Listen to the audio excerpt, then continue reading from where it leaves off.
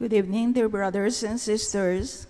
In today's Holy Mass, we include in our prayers the following intentions: for the thanksgiving of Zardas and Luz Medina and family, Imelda and Clifford Ray Umali, Jaime and Adena David and family, Tony and Rose Gopez and family, Anthony Chase Gozon, Katrina Camille Gozon, Paz Lascano and family, Lourdes Deval, Rhea Celeste Gonzalez and family, Frances Marie Guanzon, Rory Morales.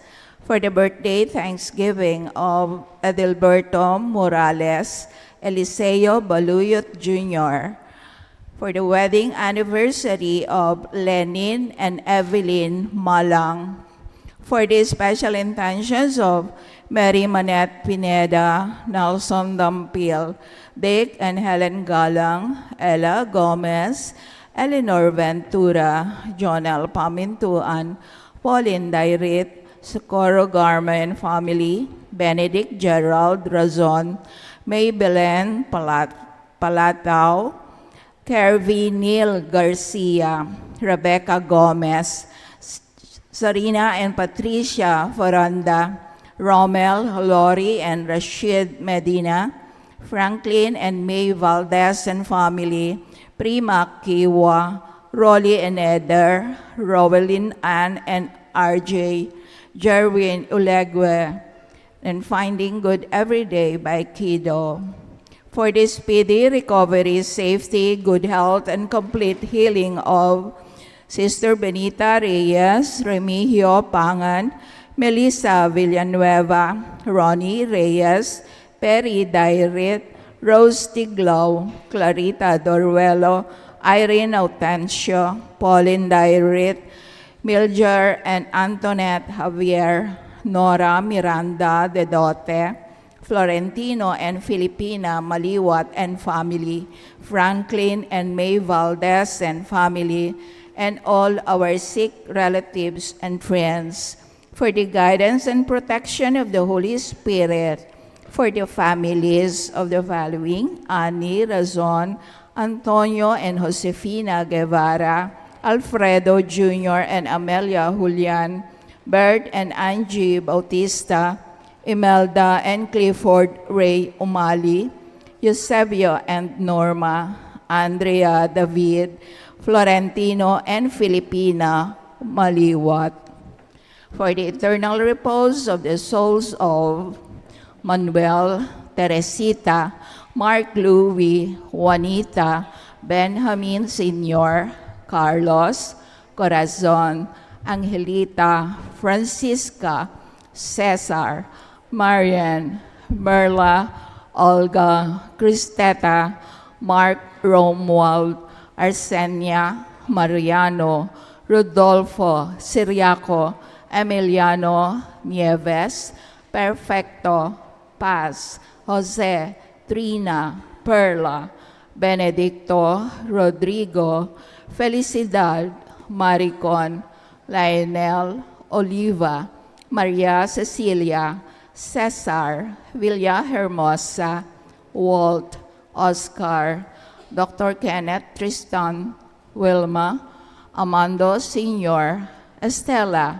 Narciso, Cesar, Maria Clarissa, Richard Jules, Zar, Noel, Agaton, Consolacion, Eloy Sr., Purita, Virgilio, Melancio, Consorcia, Enrico, Abel, Benjamin Jr., Hilda, Alfredo, Francisco, Eufrosina, Tito, Gregoria, Ligaya, Consolacion, Placida, Simeona, Narcisa, Olivia, Antonio, Alejandro, Von, Erica, and all the poor souls in purgatory.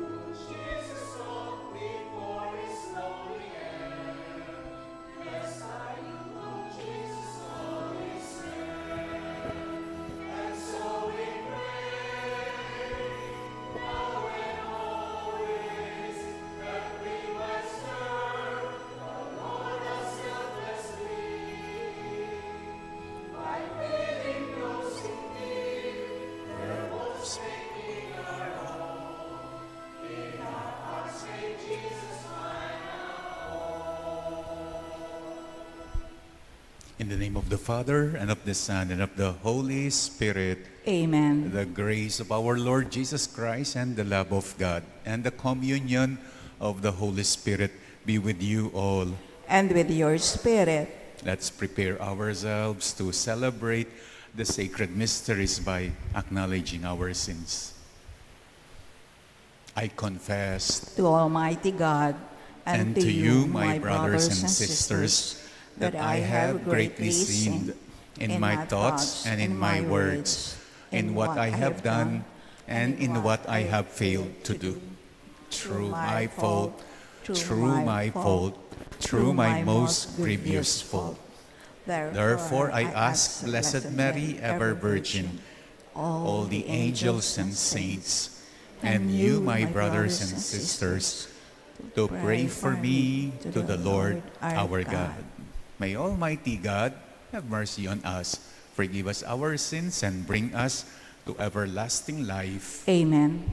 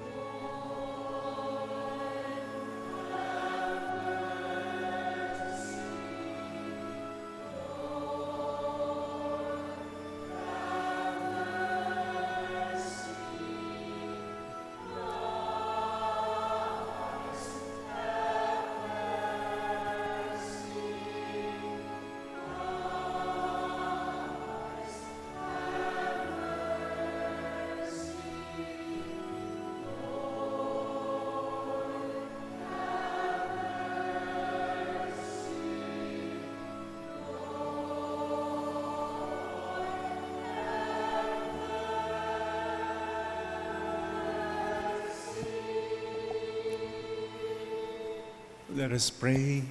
Attend to the pleas of your people with heavenly care, O Lord, we pray, that they may see what must be done and gain strength to do what they have seen. Through our Lord Jesus Christ, your Son, who lives and reigns with you in the unity of the Holy Spirit, God, forever and ever. Amen. We now listen to the word of God.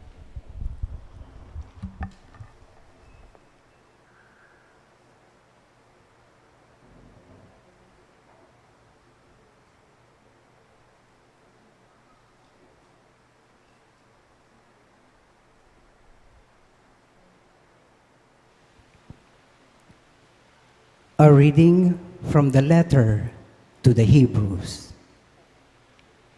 The Holy Spirit says, "Oh, that today you would hear his voice. Harden not your hearts as at the rebellion, in the day of testing in the desert, where your ancestors tested and tried me, and saw my works for 40 years. Because of this, I was provoked with that generation.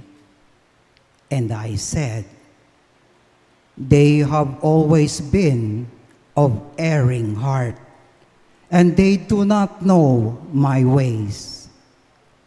As I swore in my wrath, they shall not enter into my rest.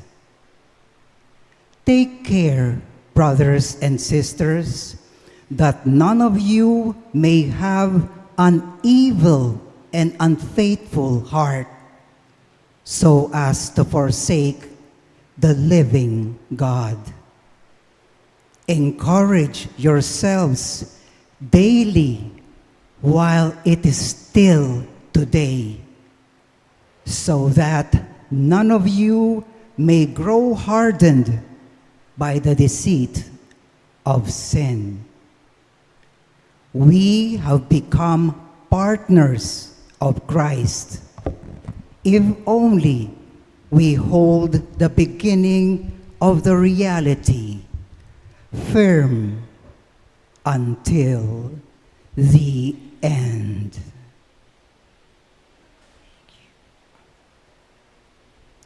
The word of the Lord. Thanks be to God.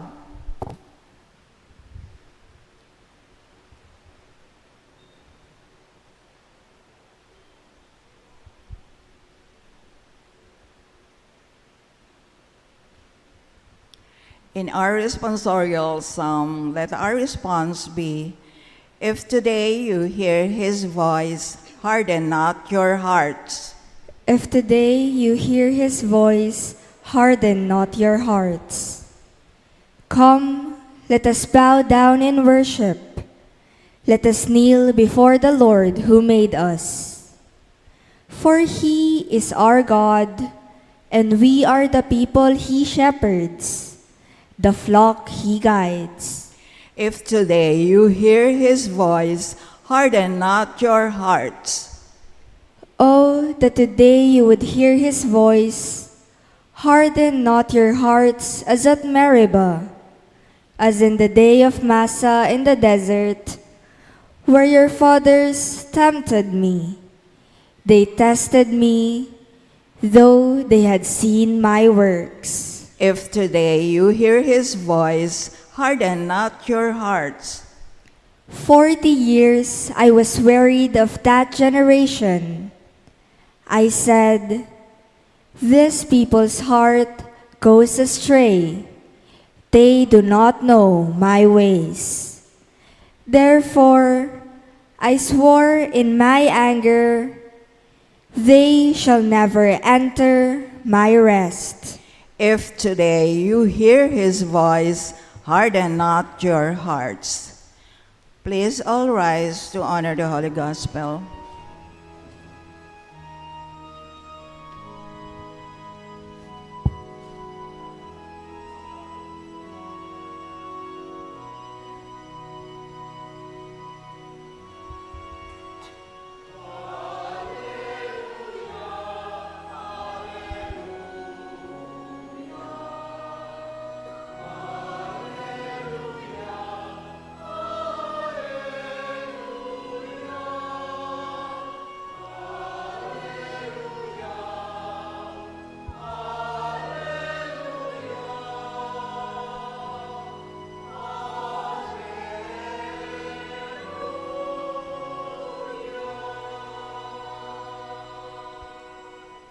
Altogether, Jesus preached the gospel of the kingdom and cured every disease among the people.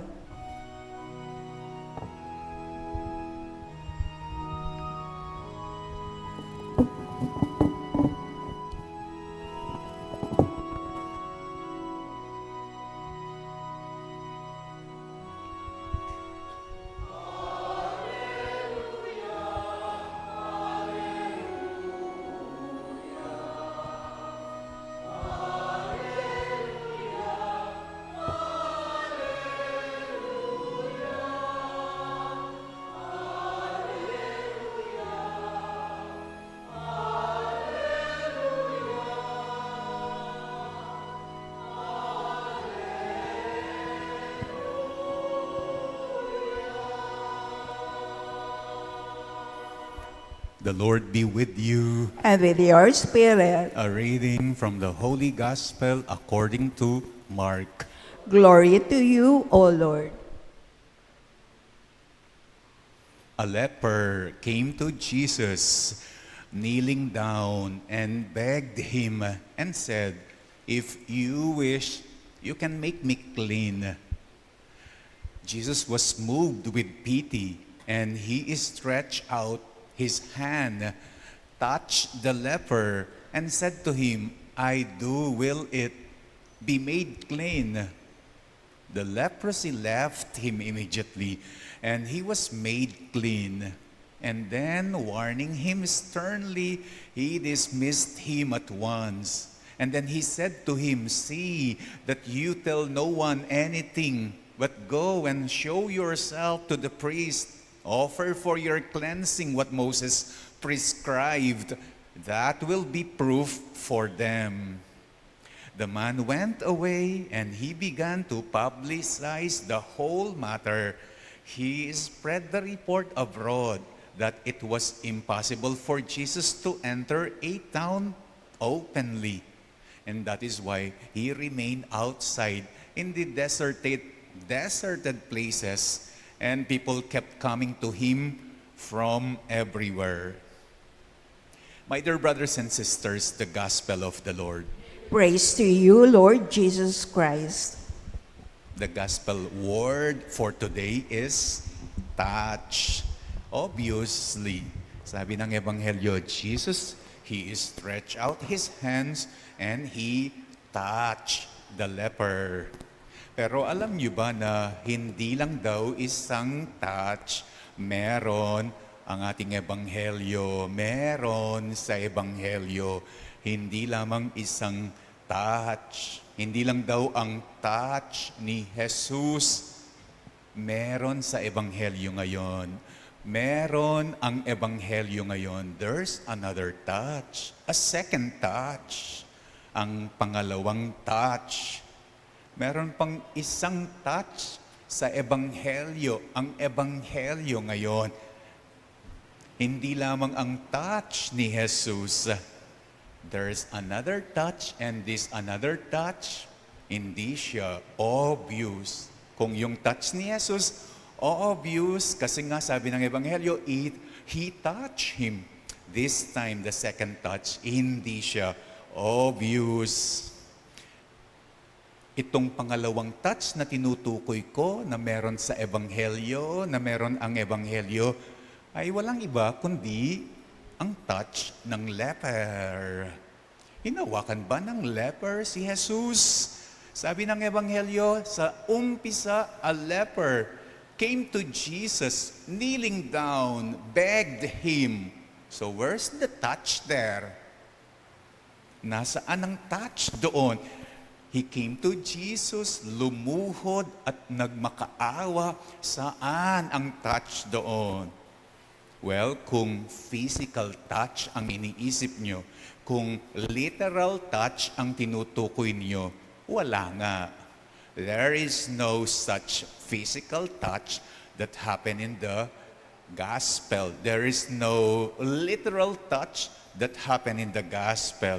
But let's proceed. Let's continue with the gospel para makita natin yung tinutukoy kong second touch. A leper came to Jesus, kneeling down, begged him, and the leper said, "If you wish, you can make me clean."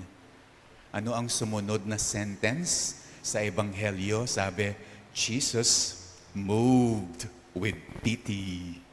Jesus moved with pity. There you go. There is the second touch. Moved with pity. For some, instead of saying, I was moved with pity. For some, instead of saying, I was moved with compassion, they will say it as, I was touched. Na-touch ako, nga nang sumabi ng Metong, when he was moved with pity. Na-touch ako, sabi ng isa, when she was moved with compassion to someone. Na-touch daw si Jesus sa leper. He was moved with pity. Well, hindi nakakapagtaka because Jesus is easily moved with pity, especially by human beings living in human conditions. Human beings living in human conditions. Just like the condition the leper is living with in human condition. Yung tinataboy-taboy dahil may ketong. Tinatratong hindi makatao dahil may ketong binababoy. Jesus felt the hurt of the leper. Jesus felt the pain of the leper. Naramdaman ni Jesus kung paano yung tinataboy-taboy siya, tinatratong hindi makatao, itong leper, binababoy-baboy. He was moved with compassion. Kaya nga siya, kaya ang ginawa ni Jesus, hinawakan niya, tinatch niya, hiniled niya. Kung ganun ang nangyari, ibig sabihin, it is the leper who touched Jesus first, and not Jesus who touched him first. It is the leper touching Jesus first that made Jesus touch the leper consequently. Touching begets touching. And it begets healing. Just like Jesus, we are also capable daw to heal. We can also heal even though we cannot do something magically. Yeah. If we are capable of being touched, then we are capable to heal. If we are being capable of being touched, then we can also heal. Ang tanong dyan ay how to be moved with pity. Ang tanong is, how to be moved with compassion. Paano raw yung dapat palagi tayong natatouch? Paano daw yung palaging pwedeng matouch? Well, the answer, it is provided by the responsorial psalm. Sabi ng responsorial psalm, harden not your hearts. Harden not your hearts. Kaya natatouch si Jesus. Kaya nagtatouch si Jesus kasi Jesus' heart is not hardened. So for you to become healer, for you to be able to heal what you need, sabi ng responsorial psalm, harden not your heart. A heart that feels the pain. A heart that feels the hurt. A heart that feels the hurt. A heart that is not hardened is the only one that can heal. May you be moved with pity. Matouch din sana kayo.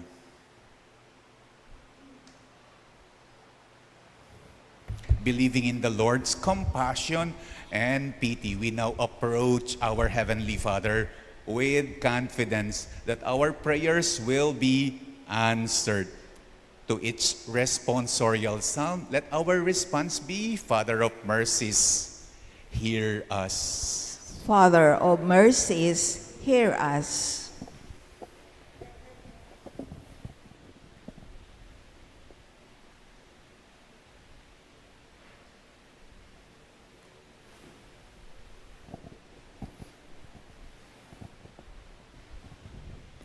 That the Church may never fail in her duty of welcoming the marginalized and those excluded from society, let us pray to the Lord. Father of mercies, hear us.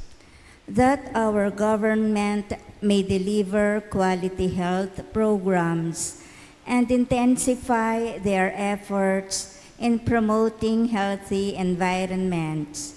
Let us pray to the Lord. Father of mercies, hear us. That we as a community may reach out with love and care to those who are ignored by society. Let us pray to the Lord. Father of mercies, hear us. That the poor and the sick may find medical attention and support from kind-hearted people. Let us pray to the Lord. Father of mercies, hear us. Let's also pray for the following, for the thanksgiving of Sardas and Luz, Imelda and Clifford Ray, Jaime and Adena, Tony and Rose, Anthony Chase, Katrina Camille, Paz, Lourdes, Raya, Celeste, Frances, Marie and Rory, together with their whole families. Let's also pray for our birthday celebrators, Edilberto and Eliseo Jr. And let's pray for Lenin and Evelyn celebrating their wedding anniversary. For the special intentions of Mary Manette, Nelson, Deacon Helen Ella, Eleanor, Jonel, Pauline, Socorro and family, Benedict Gerald, Maybelline, Curvy Neil, Rebecca, Zarina and Patricia, Romel, Lori and Rashid, Franklin and May and family, Prima, Rolly and Heather, Rowelyn, Ann and RJ, Jerwin, at ang Finding Good Everyday. Let's pray for the speedy recovery, good health, and healing of Benita, Remigio, Melissa, Ronnie, Perry, Rose, Clarita, Irene, Pauline, Milger, and Antoinette, Nora, Florentino, and Pilipina and family, and Franklin and May and family, for the guidance and protection of the Holy Spirit, for the families of Annie, Antonio and Josepina, Alfredo Jr. and Amelia, Bert and Angie, Imelda and Clifford Ray, Eusebio and Norma, Andrea and Florentino and Filipina,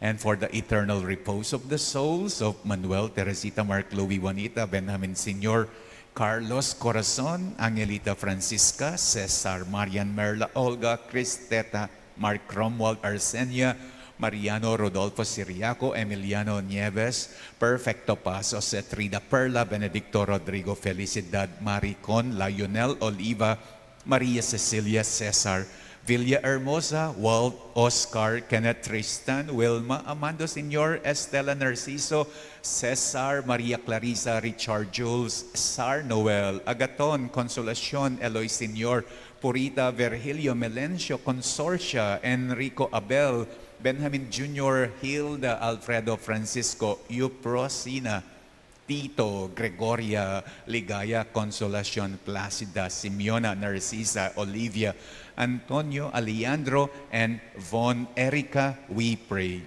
Father of mercies, hear us. Let's pray for our personal intentions.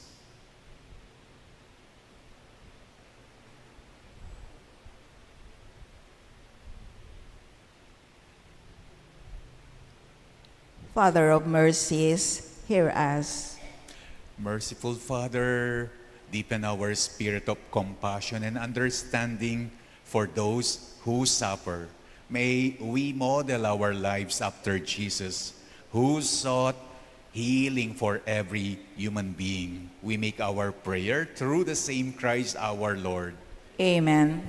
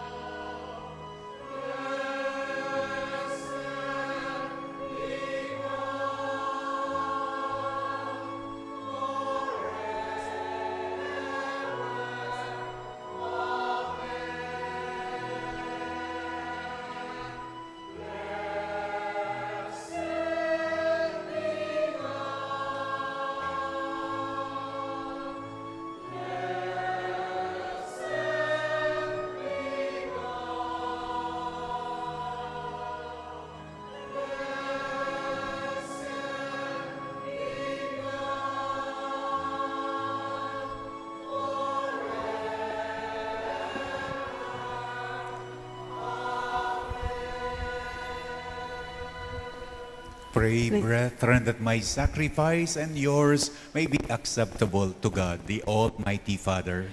May the Lord accept this sacrifice at your hands for the praise and glory of his name, for our good and the good of all his holy church. Let us pray. May your people's oblation, O Lord, find favor with you. We pray that it may restore them to holiness and obtain what they devoutly entreat through Christ our Lord. Amen. The Lord be with you. And with your spirit, Lift up your hearts. we lift them up to the Lord. Let us give thanks to the Lord our God. It is right and just. It is truly right and just, our duty and our salvation, always and everywhere, to give you thanks, Lord, Holy Father, Almighty and eternal God, through Christ our Lord. For by his birth, he brought renewal to humanity's fallen state, and by his suffering, he canceled out our sins. By his rising from the dead, he has opened the way to eternal life, and by ascending to you, O Father, he has unlocked the gates of heaven. And so with the company of angels and saints, we sing the hymn of your praise as without and we acclaim.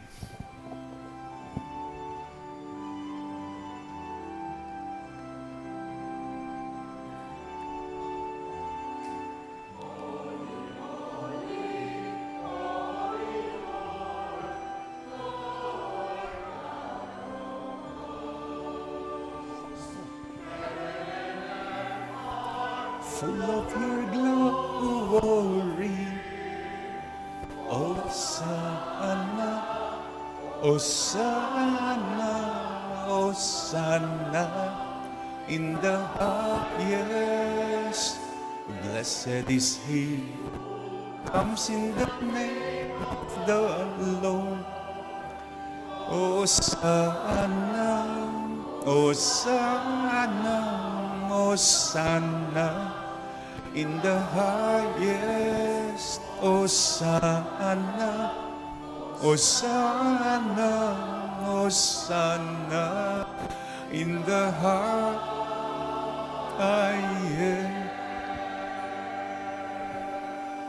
You are indeed holy, O Lord, the fount of all holiness. Make holy, therefore, these gifts, we pray, by sending down your Spirit upon them like the dewfall, so that they may become for us the body and blood of our Lord Jesus Christ. At the time he was betrayed and entered willingly into his passion, he took bread and, giving thanks, broke it and gave it to his disciples, saying, "Take this, all of you, and eat of it, for this is my body, which will be given up for you."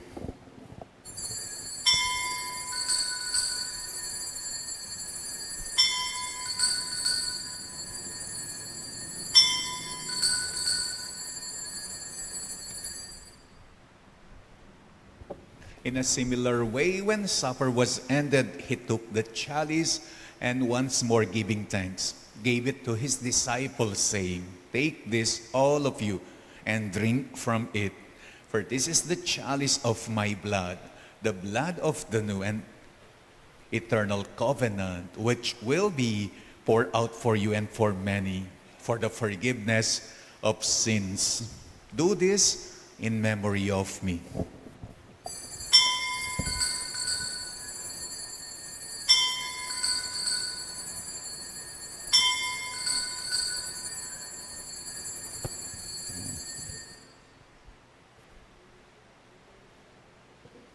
The mystery of faith.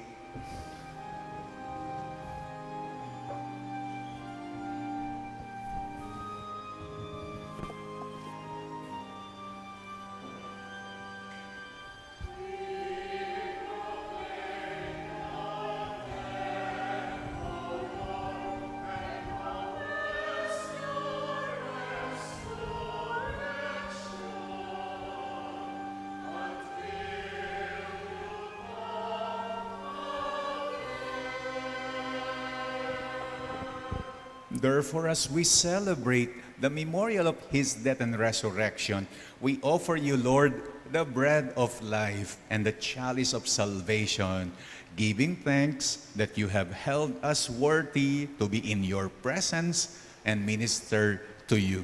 Humbly we pray that partaking of the body and blood of Christ, we may be gathered into one by the Holy Spirit.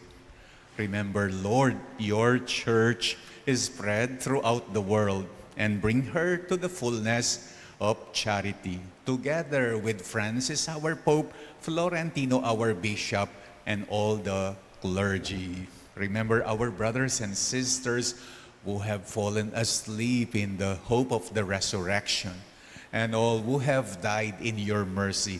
Welcome them into the light of your face.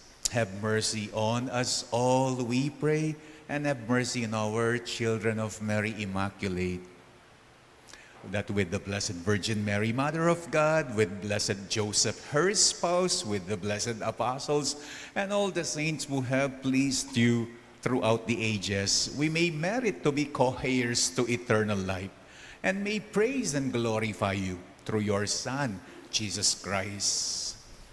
Through him, with him, and in him, O God, Almighty Father, in the unity of the Holy Spirit, all glory and honor is yours forever and ever.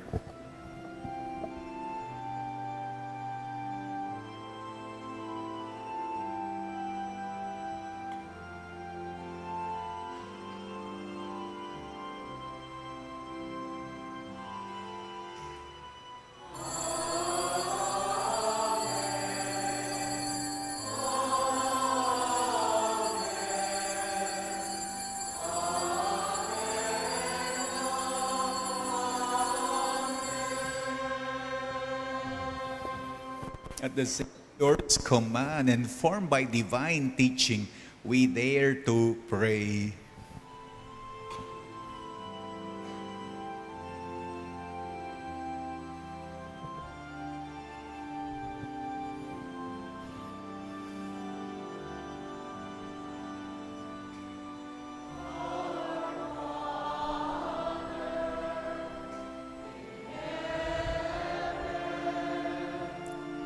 Holy be your name, your kingdom come, your will be done, on earth as it is in heaven. Give us this day our day. Libre, and forgive us our sins as we forgive those who sin against us. Do not bring us to the test,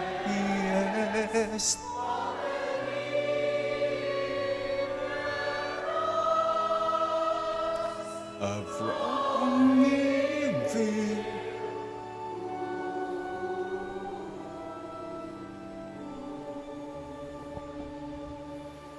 Deliver us, Lord, we pray, from every evil. Graciously grant peace in our days, that by the help of your mercy we may be always free from sin and safe from all distress, as we await the blessed hope and the coming of our Savior, Jesus Christ. For the kingdom, the power, and the glory are yours, now and forever. Lord Jesus Christ, who said to your apostles, "Peace I leave you, my peace I give you," look not on our sins, but on the faith of your church, and graciously grant her peace and unity in accordance with your will, who live and reign forever and ever. Amen. The peace of the Lord be with you always. And with your spirit. Let us now offer each other the sign of peace.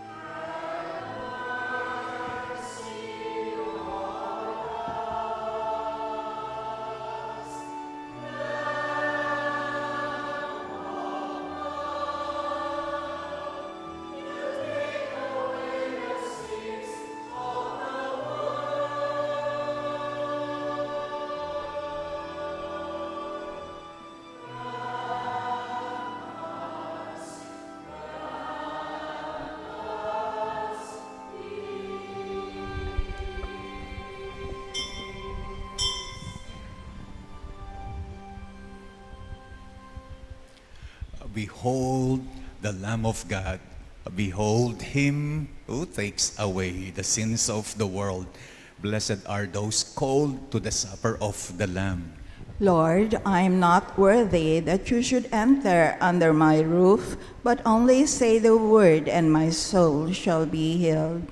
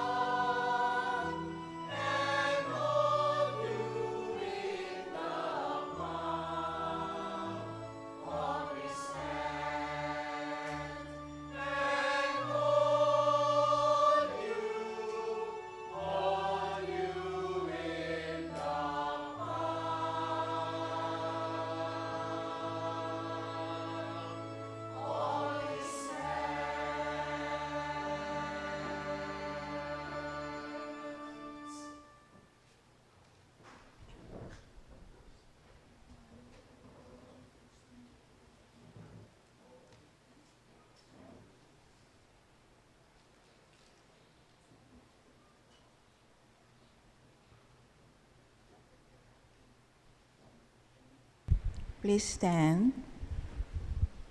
Let us pray.